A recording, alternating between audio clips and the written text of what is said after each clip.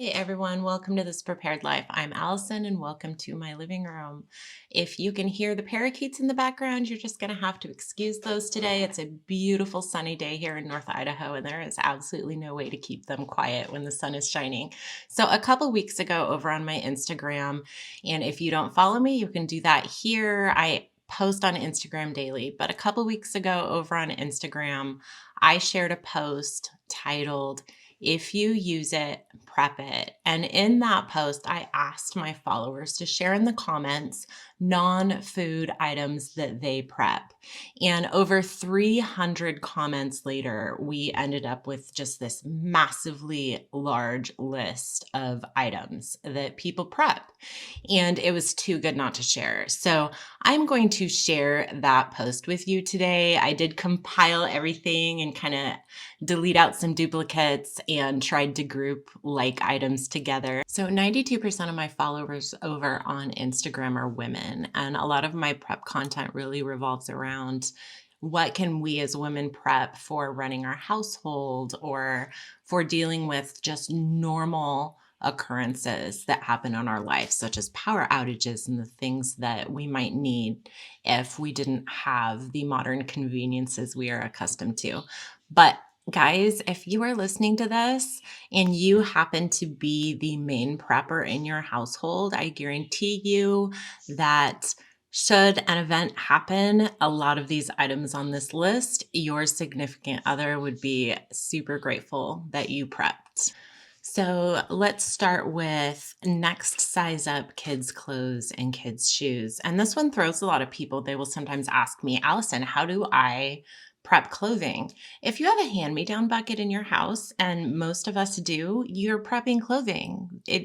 You are planning for the next season of your kid's life. So when you are at yard sales or secondhand stores, buy the next size up and keep them in a bin. And if you don't end up needing them, I know sometimes, we buy things and then our kids grow too fast and it's out of season.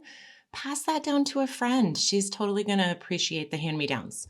So, next size up kids' clothes and kids' shoes.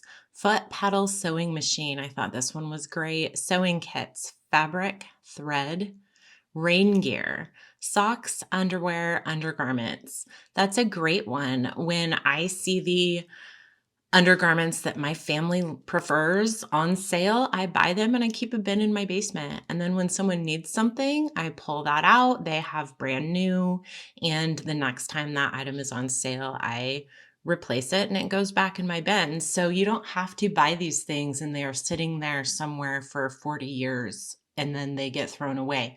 Buy these things and rotate them through and replace them with new. That's no waste prepping. Hand and foot warmers. These things are great. We live in North Idaho. It's very cold here, so those are nice to have. Sleeping bags, linens, blankets, and blackout curtains. Blackout curtains are great. I keep a bin full of different kinds of curtains, different kinds of sheets, all kinds of things that we can use for various different purposes. So, one of the things that I tell people to think about is as you go through your day, look at the task you are doing and ask yourself, how would I do this if I had no power? And how would I do this if I had no running water? And whatever that task is, if that task is cooking or laundry, that's a great way to think about your day and kind of make a list then of the supplies you might need or the skills that you might need to accomplish those things. So here's some more things from our list. We have parchment paper, foil, canning supplies, jars and lids, paper plates, can openers, plastic bags, cast iron. I love my cast iron. Large cooking pots. If you do a lot of canning, you probably already have a lot of these things. Water filters, iodine tablets, buckets and containers. All of the buckets I use in my food storage, I use food safe buckets. And that is there's two reasons why. One, because sometimes I am pouring food directly in a bucket and sometimes I'm using a Mylar bag. If I'm pouring food directly in a bucket, I want to just grab a bucket and not have to check that it's food safe. The second reason is in an SHTF scenario, those buckets are going to double and be able to be used for water if needed. So all of the buckets I use, I buy food safe buckets for. Seeds, garden supplies, garden tools, seed starting supplies. It's coming up on garden season for a lot of us. Do you have the things that you need to get your garden going and in the ground? Alcohol. This is great for a lot of different reasons. Making tinctures, trade, barter, stainless steel utensils, a kettle, briquettes, non-electric appliances. This is a great one. We get so used to doing the tasks using our mixer or immersion blender or our Cuisinart to shred cheese. Do you have the utensils to do those without power? A camp stove, portable burners. How are you going to cook if there's no electricity?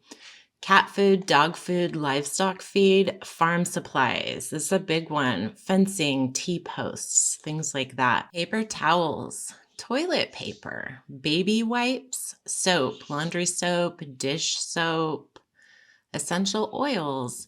I buy an unscented soap that we use in our kitchen, and I add whatever scent of essential oil I want to it, depending on what I feel like for the day. Sanitation supplies. So sanitation can mean a couple different things.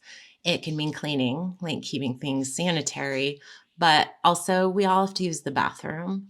So in a worst case scenario or a scenario where you are without power for an extended period of time or your water is compromised, how are you going to keep this normal bodily function sanitary? What supplies might you need to make that happen? Ziploc bags, bleach, liquid bleach, powdered bleach, and bleach tablets are all great to have on hand. Vinegar, baking soda, liquid Castile soap. This lasts forever and it can be used for so many different things. A manual washing machine, solar shower, shower curtains. If you're going to set up a solar shower, where are you going to put it and how are you going to give people privacy? A bathroom chair or seats, some way to use the restroom. Supplies to make your own cleaning supplies, candles, herbal tinctures, whatever it is that you need. Do you have the supplies to make that item and the skills or books that would tell you how to make that item?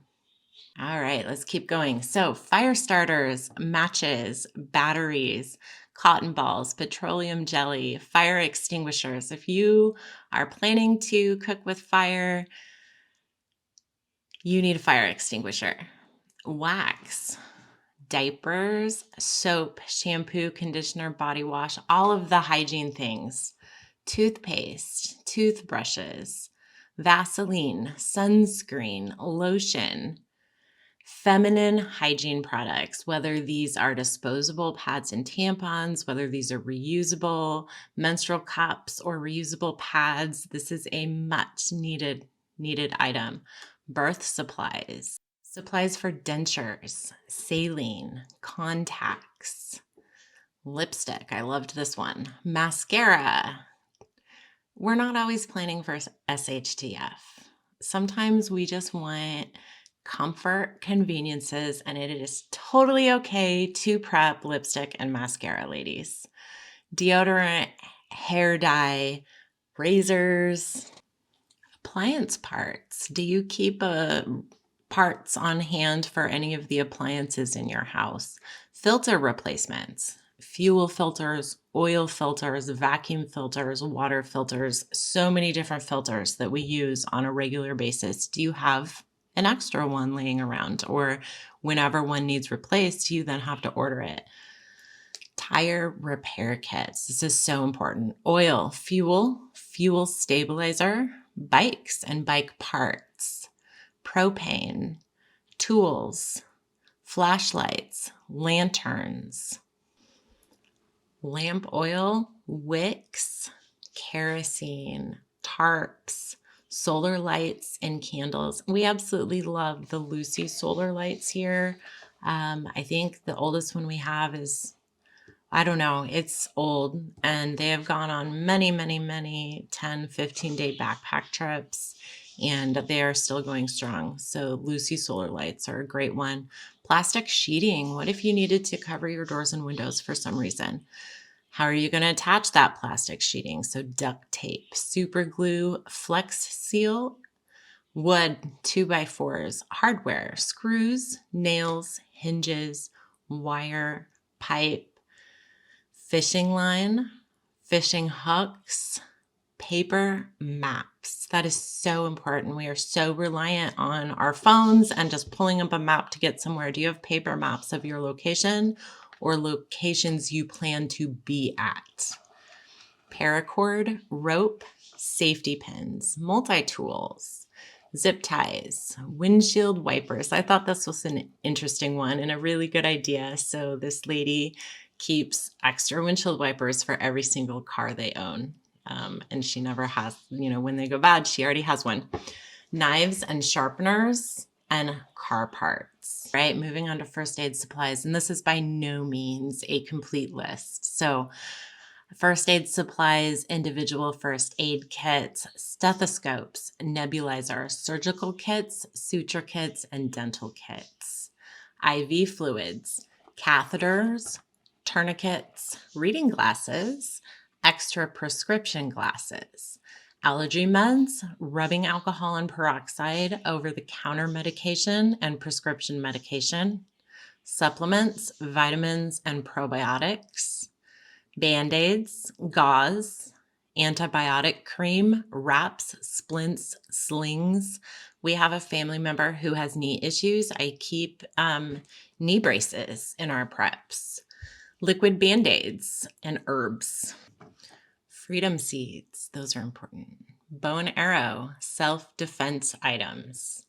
Communications, printed how-to information. This one is so important. A list of phone numbers. If you were in an emergency and for some reason your phone was broken, do you know the phone numbers of the people you need to call? It's really good to keep a home emergency binder if you don't already have one. Let's see, toys for kids, paper, pens, school supplies, homeschool materials. I thought that was a great one. Board games, playing cards, an ebook reader. And I'm going to add to that one, if you are storing electronics, then you need to look into Faraday cages.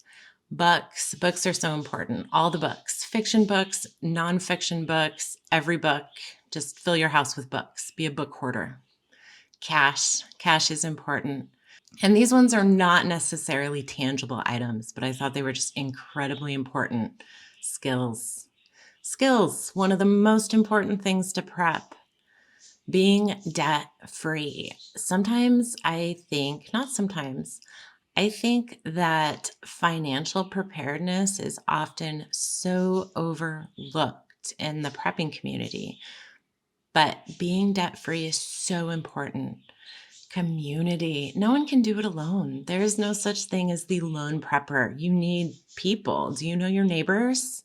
So prep community. Copies of all important documents. And that's a great one. Have a binder of some kind in your go bag or your fire evacuation kits, whatever kind of evacuation kit you have. Do you have all the important documents you might need? That's super important to have. And then last but not least, and I saved this one for last, and it is technically a food item, but that's chocolate. We all need chocolate. I need all the chocolate. That was a massively huge list. And as you listened to it, I really hope that it gave you some ideas and some things to think about. So that post is over on Instagram. I will link my Instagram in the description if you want to go look at it yourself. Thanks for being here today, and hit that subscribe button if you want more food storage, everyday preparedness, and homesteading. All right. It is, sorry, I gotta start that again. So here's all the capped brood, but if you get in there, you can see the little white, wormy looking things. Mm-hmm. That's uncapped brood, and that's larva. You can really see it right here on my right thumb. Mm-hmm.